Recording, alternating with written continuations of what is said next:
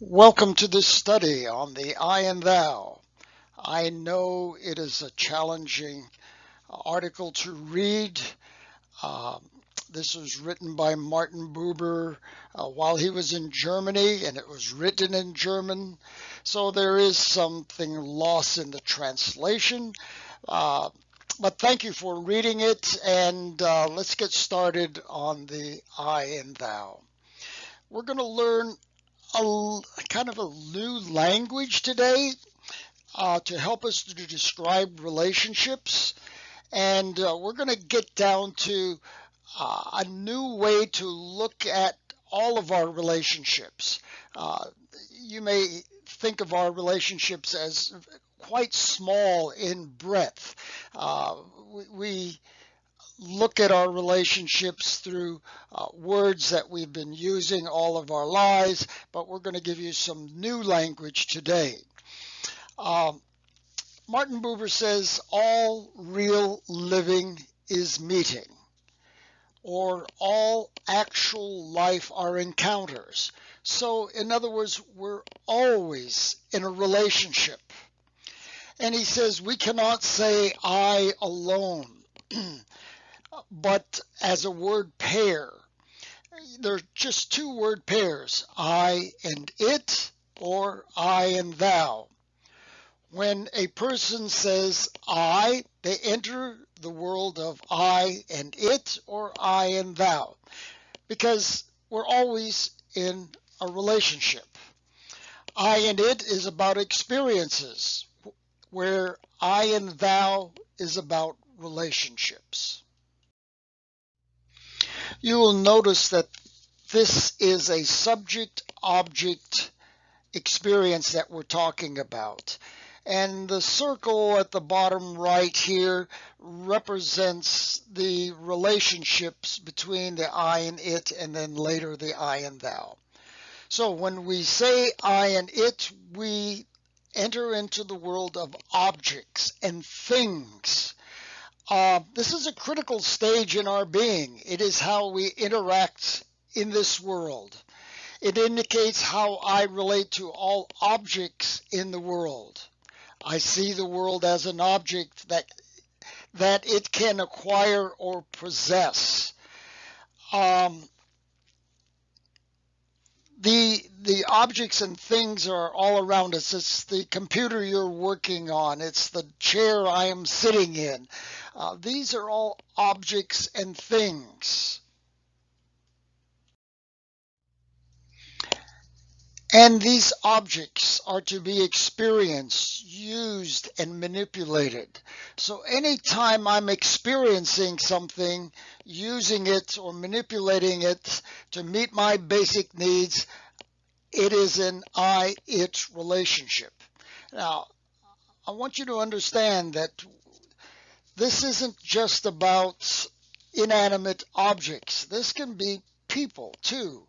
So if you feel that you're manipulating someone or you've been manipulated or used, uh, none of us like to feel that we've been used, but we've all been there and experienced that. That's because we're being treated or we're treating somebody as an it or an object. Now, understand, it doesn't when we use things in our lives, that doesn't mean it's a bad thing. I mean, so it's good to have I-it relationships. It's how we navigate through our world. We experience things. We ride bicycles, we bungee jump or skydive. Or those are really important, and to get out into the world and experience the world of it. When I see something as an object, it's there for my good. In other words, I use it, I use this chair. The chair does not use me. So it's a one-way relationship. Okay, so whether you use the computer hopefully doesn't use you. And when I am done with something, if it no longer works, I discard it. So I only acquire those things in an it world that are to enhance the presence of the I or to make me feel good or look good. This one gets a little tricky because anytime you begin to analyze something objectively, you turn it into an it.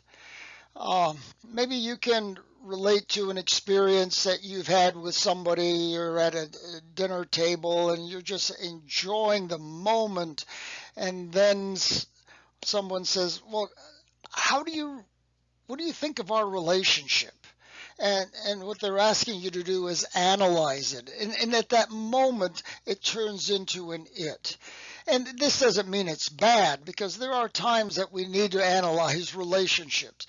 But if you want that I and thou intimate relationship, then you have to see the person as a whole person, not as a fragment or a part of a person.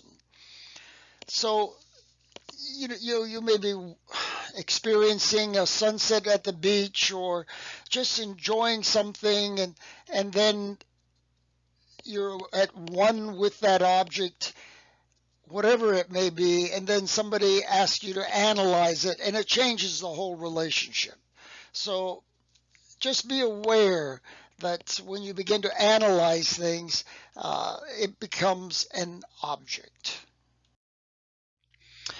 So understand that the I, it, when you use that word pair, it's a word of separation, isolation, and alienation. Now, let me give you maybe a little example of this. When we say that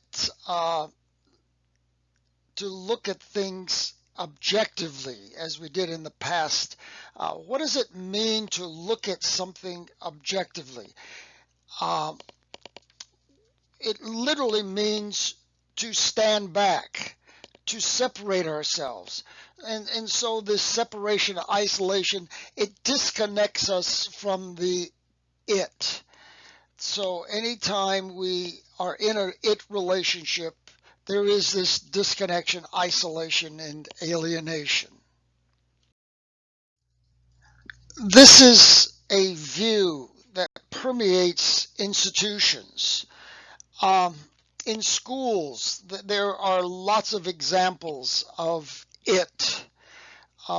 Sometimes it has to do with the way teachers relate to students. They see them as objects or numbers or things.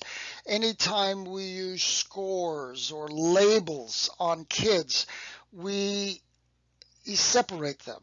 So whether you use the word ADD, ADHD, or gifted, or whatever, once you put that label on them, you've turned them into an it. That doesn't mean it's bad, but just be aware that anytime we use labels, we separate kids by grades. We will put certain students in one place and separate them. And whenever we do that, that's just part of the it world. And the next one we're going to move to now is the I and thou. I hope that it's making sense to you thus far, because it's going to get deeper now and much more personal to you. So when you notice that here that this is a subject relationship, not a subject object. What does that mean? Yeah, it means they're the same. There's no difference between the I and the thou. They are linked together. So let's begin this one. Again, when we see the person as a thou, we're seeing them only as a whole being. We're not seeing part of them, their eyes or their hair or something. And there are no ideas, foreknowledge, presumptions, assumptions, aims, anticipation that can intervene between the I and the thou. You just see the whole person, and it's very direct. The first characteristics of the I and thou is openness.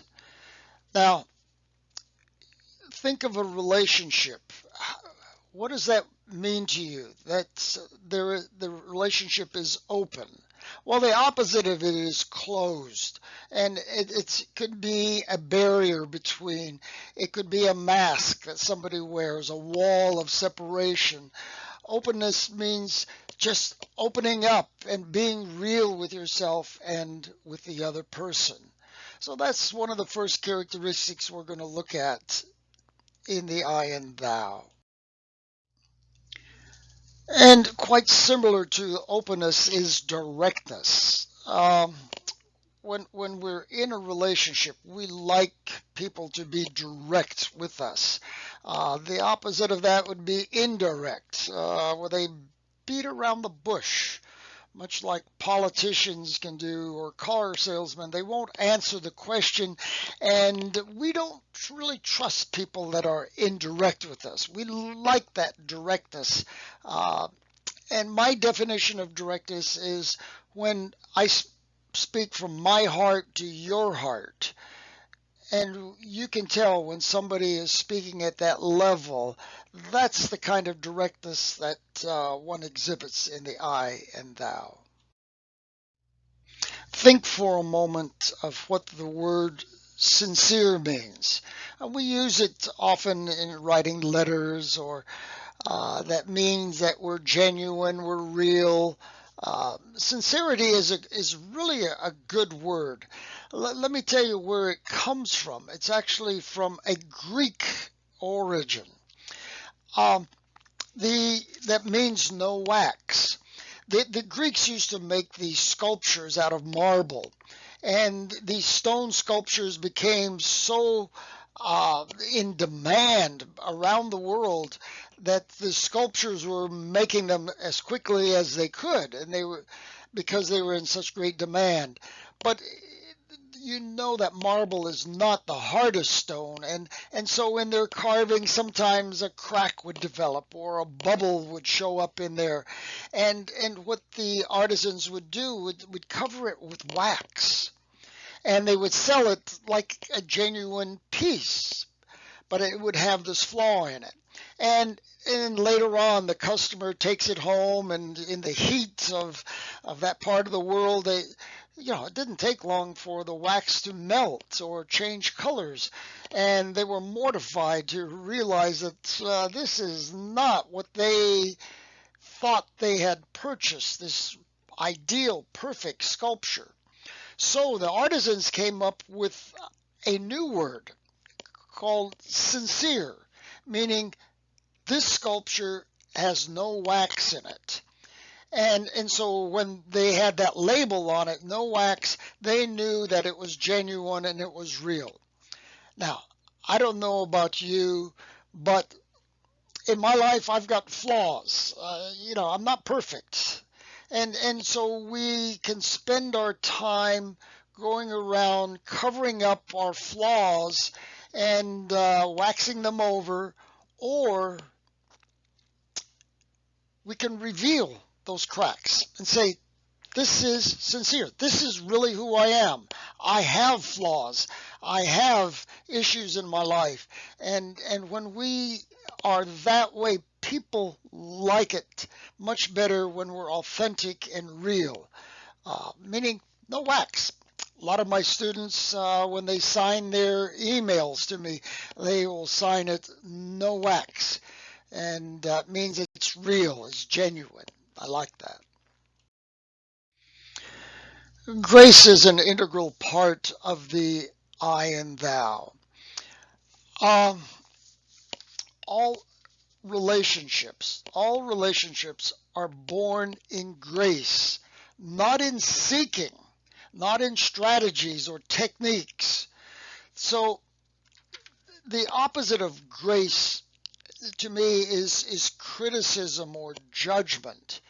And I don't know about you, but I've worked for people that were very critical and judgmental, and you could never do things just the way they wanted them to. But I've also worked for people that are very gracious, and even if you messed up, they would look over it and say, don't worry, you know, I've got you covered. And so relationships, when you go into relationships, they're always born in grace. Remember that. It's really an important concept to remember in our relationships. In the I and thou, whenever you say I and thou, you are experiencing the presence of that person. They may not be there. Uh, Buber would say, even though I don't see God, I can't see his physical presence, I can still feel his presence. And we do that. I can feel the presence of my wife and my children and grandchildren. And even though they're not present in the it world, they have to be present. When we first enter into a relationship with the thou, we often see the person with awe and spirit, not as a thing, but as just this awe experience. I run a program for high-risk young people, and I teach my college students to see these kids not as a label, which would make them an it, but as awe and spirit. Now, awe is like my grandchildren when they see me after they've been gone for a long time. They go, "Papa." That's the awe, and I'm not talking about you need to do it that much, but that awe. When you see a person as awe, they know it. The struggle though is in relationships. When you first meet somebody, you usually see them as awe and spirit, but how do you keep that alive? Uh, because when people see you as awe, it just feels wonderful that they see you as a whole person, not just part of a person, and that's one of the great things about the I and the thou. The next element is love. And as you can see, the way it's positioned here, it's not positioned with the I or the thou, but it is in between the I and the thou. Next is love. And this is a subject that we've always talked about. I love my car, I love my cat, and I love you. There's so many different ways to describe that, and later on we'll get into the different ways to express love. But I want to share with you a little bit different way to look at love. Um, no one can own love. I don't own it. The thou doesn't own it. Love exists between the I and the thou. And so you see here on the slide that love is between us. I can't make myself love somebody. I can't make somebody love me. My wife says, you need to love me more. I go, oh, yeah, what does that look like? So it's something that happens between us when you have this openness, directness, sincerity, grace, presence, awe, spirit, that love begins to grow in that way. Um, if you love to give and take away, it is not love. So this next one is a rather challenging one for most of us, and that is forgiveness. And understand, and I'd like you to write some of these notes down for yourself to remember, love cannot grow without forgiveness. Remember, relationships are born in grace, not in strategies, and to not forgive literally is a decision to suffer. So relationships, when you're first in them, they begin to grow, and when they begin to plateau, it's usually because somebody is holding something back. I can remember my wife and our honeymoon. We were on this beautiful island, and it was just gorgeous. But she was doing some annoying little things, and I wouldn't say anything about them, but I just put them in my pocket. And by noontime, I noticed, yeah, things weren't quite what I expected. Well, I happened to be reading a couple of books about forgiveness, and I realized right there I'm not as forgiving a guy as I thought I was. And so it's about letting go. I know so many students suffer needlessly because they can't let go what somebody has done to them. And understand, the other person is not suffering. It's you. It's me. If I don't let go. So sometimes, to protect ourselves, we think we must withdraw and withhold our love and joy because we've been hurt in the past. Um, when we forgive our wounds and our past grievances are cleansed and healed. And it's through forgiveness that we receive so much of what we're looking for and that we want. So understand that love cannot grow without forgiveness. And and I encourage many of you that to think about those relationships that have harmed you in the past, and justifiably so. And understand, when we forgive doesn't mean we're condoning them. Not at all, because they it's not condoning it, but we don't need to suffer for that. You don't need to put yourself in the same position again so you can be hurt. But it doesn't, because we forgive, doesn't mean we say, it's all right what you did. That's not what I'm saying at all. At a family gathering, this lady had this tattoo on her, and I asked if I could take a picture, and she shared her story of the importance of forgiveness for her. Feelings and emotions. This is when people begin to share things about themselves, and they speak from their heart.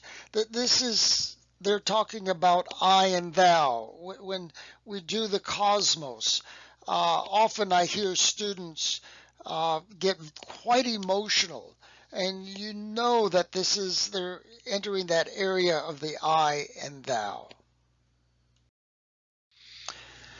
Remember at the beginning, I mentioned that we're looking at this as a subject. It means it's mutual. In other words, what affects the I also affects the thou. If the thou experiences joy, so does the I. If the thou experiences hurt and pain, they do poorly on a test, it affects the I also. So its relation is mutual and not manipulation. My thou affects me as I affect it. We share the same joys and pains. When I know this, I can relate as I relate to myself. I can take you to have the same fears and pain as I have. I am as you. I am not you, but I am as you. Alas, the I and thou is not a formula. It's not a strategy. You can't go into a relationship saying, well, if I do this, and this, then I'm going to have this I and thou relationship. That's not how it works. We don't know how it works. You can't make it happen. And some people work very hard at relationships, and that to me says that there's something wrong. It doesn't shouldn't be hard work. It should be enjoyable. Uh, so you can't explain this through logic. And I know there are books on falling in love and so forth, but this is the I and thou is not that. As good as the I and thou is, it is only temporary. You can't make it happen. In other words, if I go into a class and I say to the class, oh boy, I want this to be an I and thou classroom, and the class looks at me strangely and says, yeah, no way is that going to happen. And you can't make it happen. So understand that you can go into a thou relationship and go out of it and then back into it. When I learned about the I and thou, I realized that I was treating my sons as its too often. And after studying this, I realized, oh, my goodness, I can change some of that in my language and the way I see them, and not always critical and judgmental, but with much more grace. And it changed our relationships. Martin Buber tells a story of when he was a child. He lived in Germany before World War II, and his parents lived on a farm, and they had horses. And he used to love to go down to the stables because there was one horse that would always raise his head and whinny, making this sound. And he would go up there and hug on that horse, and he says, I knew the horse loved me, and I loved the horse. So one day he goes down there. The other horses didn't react the same way, but this horse raised his head and whinnied when he heard Martin coming. And so Martin goes into him and puts his arm around him and is stroking him. And in that moment, he says, I looked at my hand and I said, oh my, look at what I'm doing. I'm stroking this beautiful horse, and he is responding so well to my touch. He says, at that moment, the horse lowered his head. Now, think this through for a moment. Why would the horse lower his head? Martin says, I felt like I had betrayed the horse. See, what he had done is he had turned that horse into an it. And he recognized it. It had happened so subtly. He began to analyze the horse and his experience with that horse, and the horse knew it. I promise you, when you walk into a classroom, these kids will figure out within the first 5 minutes whether you see them as an it or a thou. They know it. You don't have to say it. I've had many teachers tell me, oh, I thought I was treating my students and seeing them as a thou, but I really wasn't. I was just being kind and nice to them. So take this to heart of seeing them as a whole person, seeing them as awe and spirit, and they will know it. Now we come to the last area that Martin Buber called the I eternal thou. Because he said, listen, when I see God, and sometimes I turn God into an it. God, give me this, bless me, help me do this, and God, I ask God to do all these things, and I'm analyzing God, and he says, in spite of my turning God into an it, he loves me as a thou. And so that made him come up with this I eternal thou. While many relationships are built on conditions, if you do this for me and I'll do that for you, this one is different. This is unconditional love. No matter what you do or say, I still love you.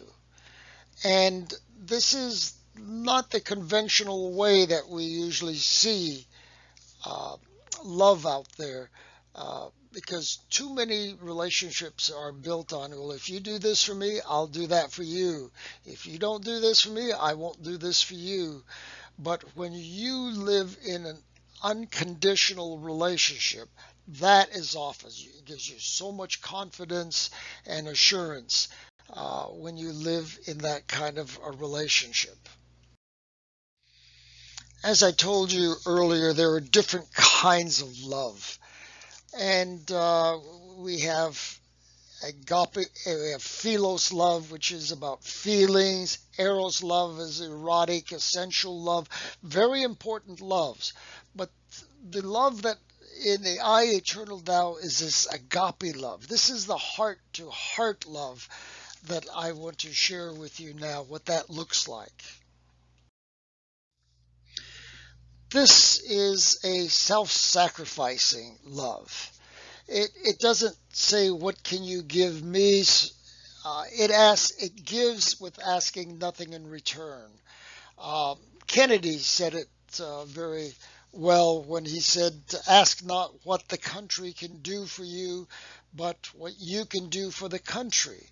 And he expected people to give their lives. We were at war at that time in Vietnam, and it was a difficult time. I know my son is in the military, and when they go in, they are willing to give their lives, and they expect nothing in return. Because if you give something and you expect something back, it's not love. Now we're going to get to the place what I call radical love. It says, I forfeit all advantage of you. In other words, I don't place myself over you. It says, I am willing to lay down my life for you. Now, I don't know about you, but I can lay down my life for my wife, my kids, my grandchildren, my friends. But what about those annoying students? What about um, an enemy? How do you lay down your life for that? I don't know. I mean, I'm not saying I'm there yet. But in the Christian tradition, Jesus said, I laid down my life for you, not when you were my friends, but when you were my enemy. That's what I call radical love. That's we have lots of examples of people who have in Columbine in West Virginia, where people put up their lives to save their friends. But this one is even about enemies. So when you think about what we teach in schools, we teach our kids to tolerate each other. And that's a good word. I'm not saying it's a bad word, but when you talk about the I, eternal thou, and willing to lay down one's life for even an enemy, I have a hard time even contemplating that. But that is that's the pattern, that the model that God did when He gave His Son to lay down for not for friends but for enemies. You had just completed a study about radical evil and in the kingdom of Auschwitz, and so we are starting a different pathway now about radical love, and it'll change the way we look at this class. And I hope that in your research paper, you will use some of this language of the I and it and I and thou as a way to reconcile relationships. And that's what the I and thou does. It is all about reconciliation, uh, bringing people back into harmony. Uh, when people are disconnected and they come back together again, that we say they have reconciled. And that's what this is. It brings us back into relation. Now, I want to enlarge this a little bit, expand our way of thinking about this. And if I had a textbook and I laid it in front of you, whatever the textbook is, do we see it as an I in it or an I in thou? Typically, college textbooks, we see them as an I in it. And it's to be manipulated, used, and we don't see it as a thou. But what if that subject, that textbook that you're using became a thou? Then your whole way of relating will change. Your relationship to your students, your relationship to the subject, and you will have reconciled. But that means in the subject that you give voice to the subject. You don't necessarily analyze everything. I remember one time listening to a preacher saying, I'm going to read these texts and I'm going to let the words speak for themselves. And I thought, wow, that's pretty unusual. And so he reads the text, and then as soon as he read it, he says, well, now let me tell you what they mean. And I was a little frustrated. I said, what do you mean? What do they mean? You just said that the words are going to speak for themselves. So not too often do we give voice to the subject. If we do give voice, we ask different kinds of questions. We don't ask students necessarily to analyze it, but what do they hear the subject saying? How do you feel about this subject that you have just read? Much different than always coming up with the 10 things that speak to a certain subject. Yeah, okay, that's enough for the reconciliation part here. The I and thou, then the eternal thou kind of surrounds me so that I see everything a little bit different. I you don't pollute the earth. You take care. You don't throw your trash out the window. You It changes your way you look at things. Are there still I in it? Absolutely. And this whole presentation is meant to help you to see and to be more intentional in your relationships. And it starts with language. Benjamin Moore says language precedes thought. And sometimes we can't even think of things, but now you do have some language with the I and it and I and thou. And I hope this has been a good journey for you. If I'd like you to write your reaction paper to this and just share maybe how it has affected your life and how you relate to this personally. And then you can just turn that in whenever it's due. And if you have any questions, please don't hesitate. Or you can put some of this on the discussion board. That would also be great. And thank you for listening to this presentation. And thank you for taking this study to heart. The end.